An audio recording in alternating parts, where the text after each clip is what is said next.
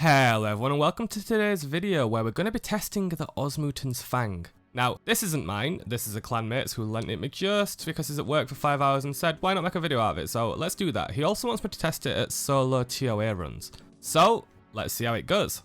Now, the Fang is really interesting because it's got two unique passive effects, right? Which aims to make it a good weapon against targets with a high defense level.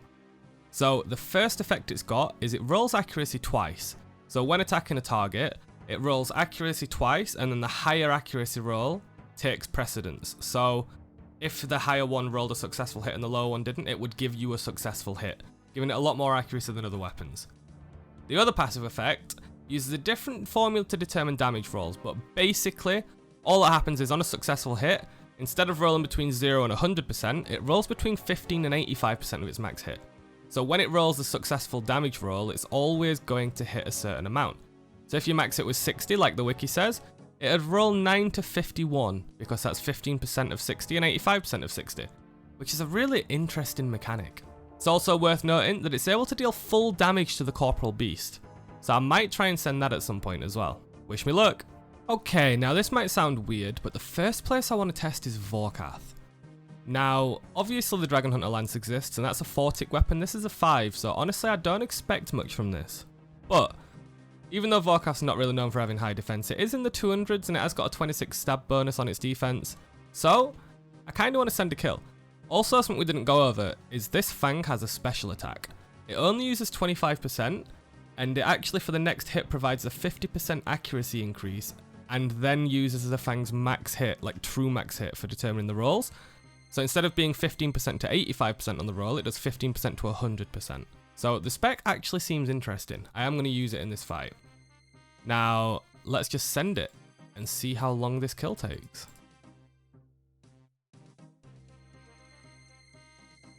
It is worth noting Wook's Walking's less effective with this, because it's a 5-tick weapon, so you actually end up hitting every 6 ticks by the looks of it. But this weapon does not miss. Like, I don't think I've missed a single time yet with this weapon. Like, literally every single hit is rolling. If you need accuracy anywhere, this is the way to go. And there's the first kill.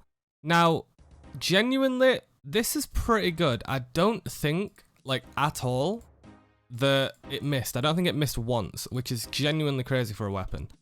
The downside is, in this gear, my max hits a 47 with it. So, with the spec, that's maybe like a 54. But having a max at a 47 on a boss with 750 health kind of eats into the time a lot, so as you can see, compared to a lance, it's kind of a lot slower. I will do one more kill just to see, and if it's nowhere near a fast time, I'm probably going to give up on Vorkath. But it is nice seeing the Fang have literally 100% accuracy rate on Vorkath. That is crazy. That passive coming in clutch.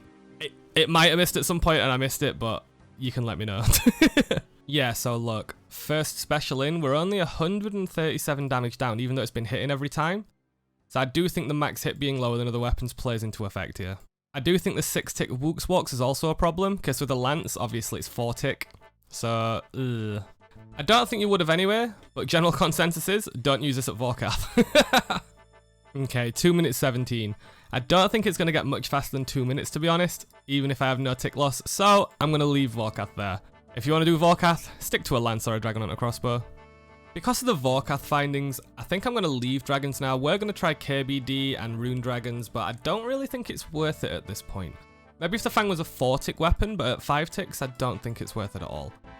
So what I want to try now is a little bit of God Wars. Now, God Wars are known for having high defense, like bandos, right? You kind of need to hit your D war armor, or you're gonna be in for a rough time. But I want to try Osmumten's Fang, bandos, and Zami without Dragon War Armor spec. Let's see how that goes. Okay, and here we are. Now, obviously this is going to be worse than the Burfer and other ranged methods, because you're just going to get less kills a trip. It's how melee works, right? And it's more than likely going to be worse than a Scythe, because of how big this guy is. But I am interested to see how often I hit, because if you don't hit a War Armor normally, you get a lot of 0 hit splats here. Let's see how good this is. I'm just going to simply do the 1-hit walk, 2 hits walk under method. In fact, with this weapon, it's probably a 1-hit walk under. I've hit 3 out of 4 hits so far. Okay, still seems pretty inaccurate, but it is a lot more accurate than a whip, I can tell you that for sure. Which is expected, obviously. Look at this. It doesn't miss that often, actually. That just shreds. That absolutely just shreds.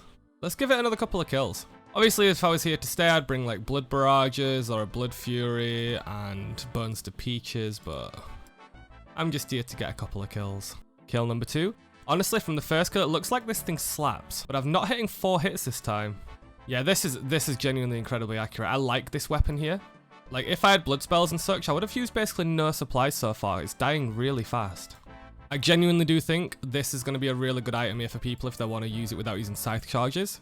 Like, I do think scythe is probably better. I'm not sure about with no defense reduction, but for not using charges, this weapon is crazy. Let's try a kill with a D Warhammer. And, right, so we hit 1 spec. This is a 1 spec Fang Bandos. Let's see if it stops missing. 2 hits in a row. 3 hits in a row. 4 hits in a row. 5 hits in a row. 6. Oh yeah, this is crazy. You lower its defense a tiny bit and it just slaps. Alright, I'm just going to have some fun and finish the trip here. And then we'll send some Zami with it. I can confidently say that for a no charge weapon, this is genuinely so good. You should try this out if you get the Fang.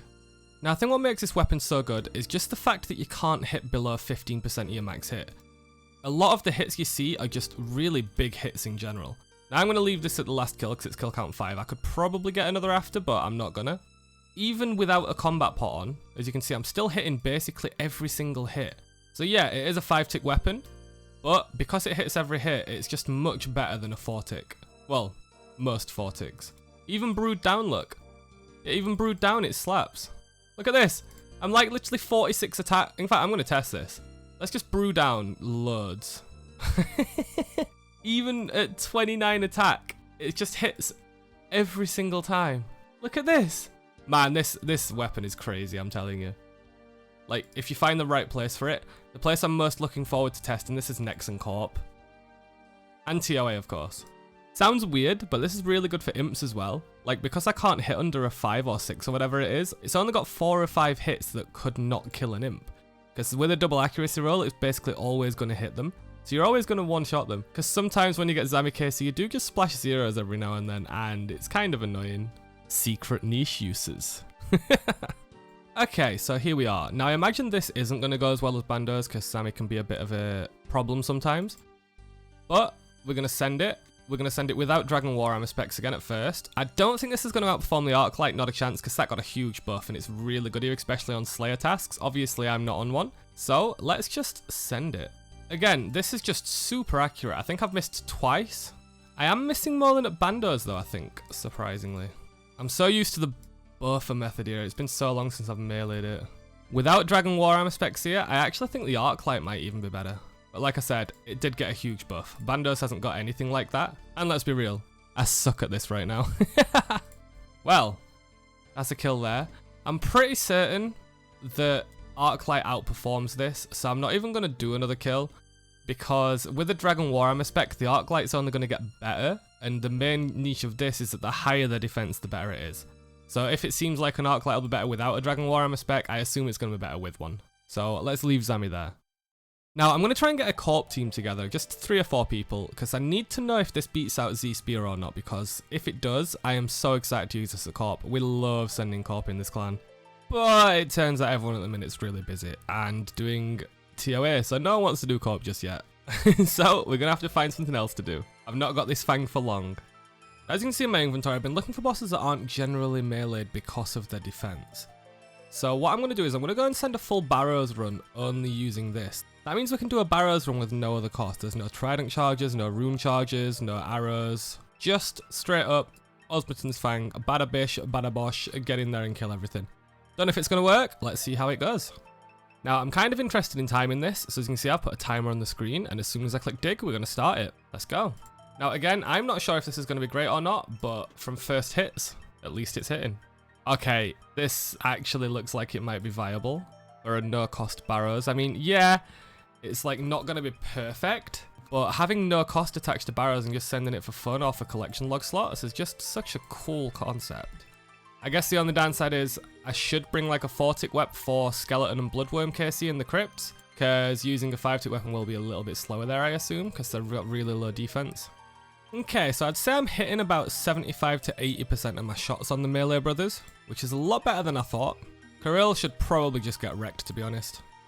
Verat getting slapped. I guess for this run, we'll do 2 bloodworms and 1 skeleton. Oh, Meg thinks I'm doing tower. I'll do some soon, Meg, don't worry. So I recently did a video on a black salamander comparison to a trident of the swamp.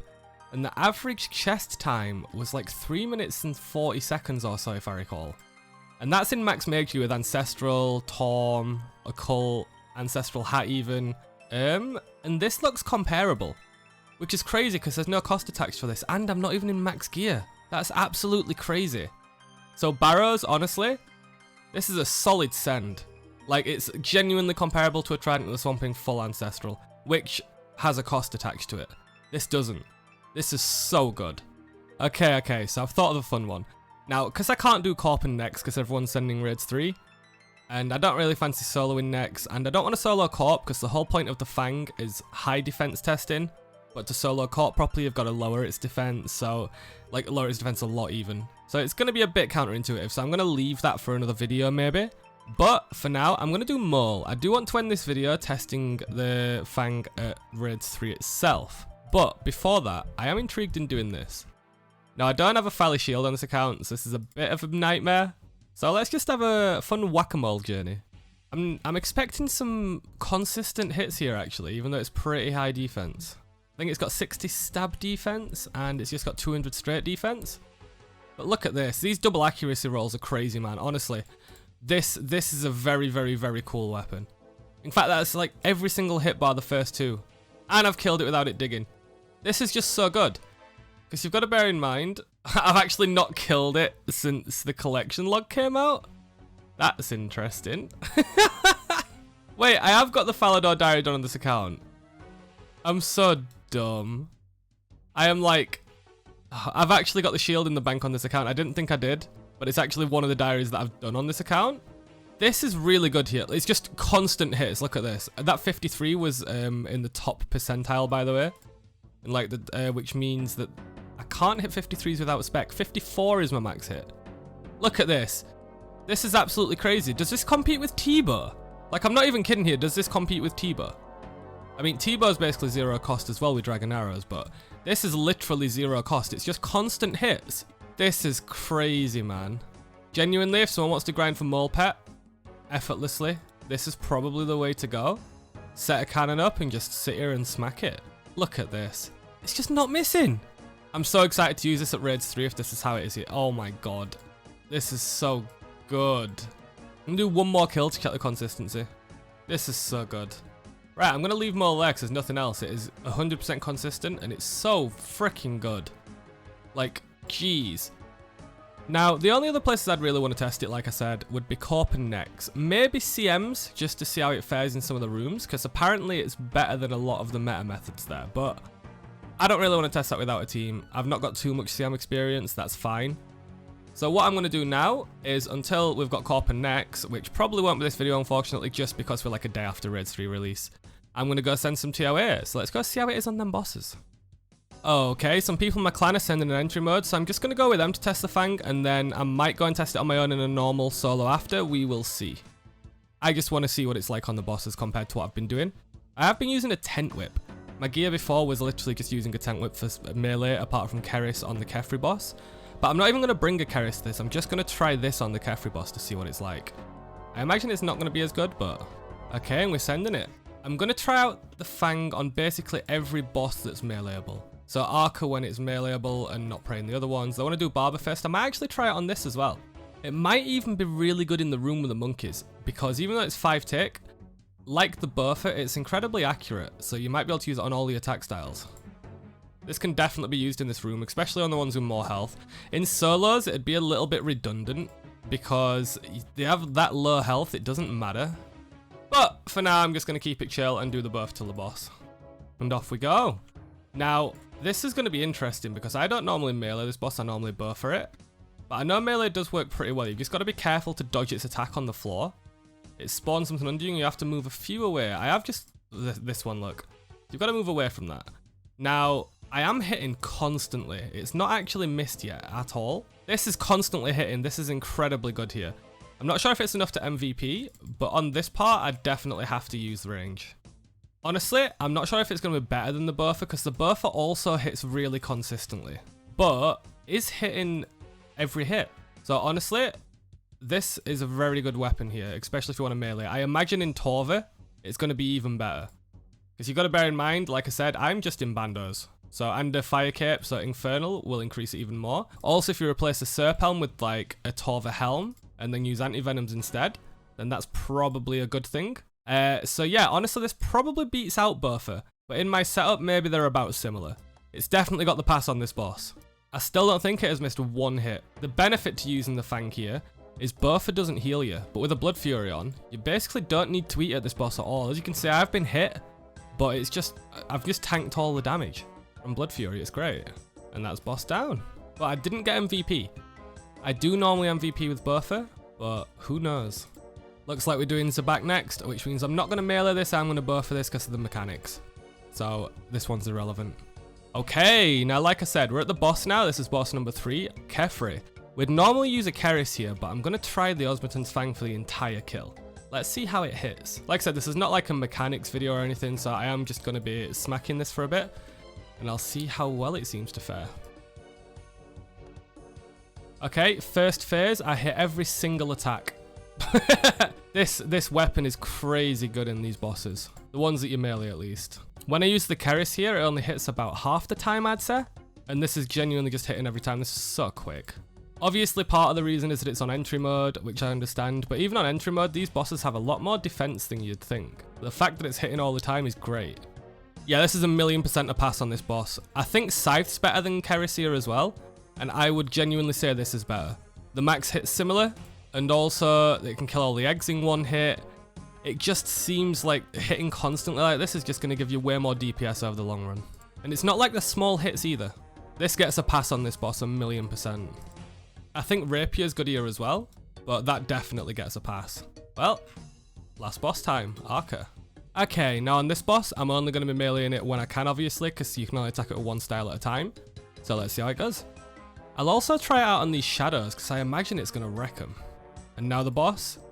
Straight 46, 27. This just wrecks shop in this raid.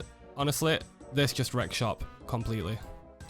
This is the phase I'm excited for the Keris. Oh, it should just hit every time. I genuinely just hate these orbs sometimes, but a lot of times you can just run through them. But on entry mode, they're kind of just... And there we go. Yep, this boss, that Keris, is amazing. Like, literally, it's just constant hits. I love it. It's way better than what I was using before. I think Keris is going to be used at every point in this raid. Like, I do just think it is the item. It's a better stab weapon than Rapier, and Rapier is already well established. It's already shot up in price. Absolutely incredible. Right, let's see at the final boss. I'm going to try and melee every phase that I can, including the last one. Okay, so for this phase, I normally buff this obelisk because Tent Whip wasn't that good. So I'm really interested to see how good this is. So this is a fun part. This boss actually drops a core, which you always max on with melee. Now, the play is to spec it with this liquid adrenaline, right? But with a Keris, it's not going to be that good because you roll your max hit. So what you normally do is you'd use your best weapon that's your slowest attack speed. So a Keris on it, for example, its max hit, look, is only a 39 on this. 46, sorry, with Piety. So that's not actually that good. So the play is that you just spec it with a liquid nitrogen, and each spec only uses 12.5%, and it hits 86 every time. So a Keris isn't really going to be used at this point of the fight, because you should always have a liquid nitrogen, basically. Okay, and now on to the final phase. I'm going to try and Keris. I keep saying Keris, sorry. I'm going to try and Fang this entire last phase to see if it's better than Bertha, because Bertha was hitting really accurately.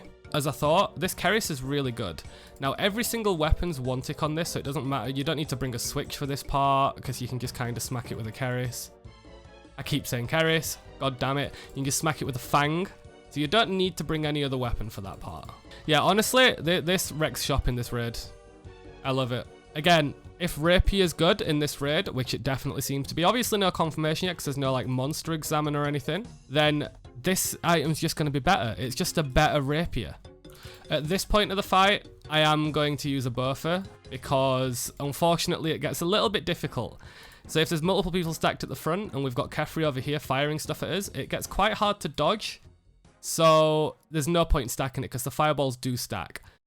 So yeah, that concludes how good is the Osmumten's Fang in general. We did 5 bosses, we've done the entire raid other than the crocodile, and honestly at every single one I am impressed.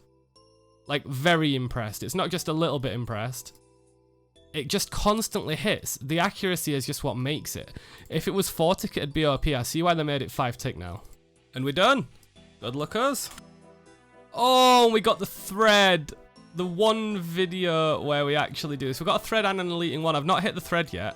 That's actually really handy. It's such a good item. I know it's really common because loads of people have got it. But I will I'm so happy with that. Oh, I actually hit a unique.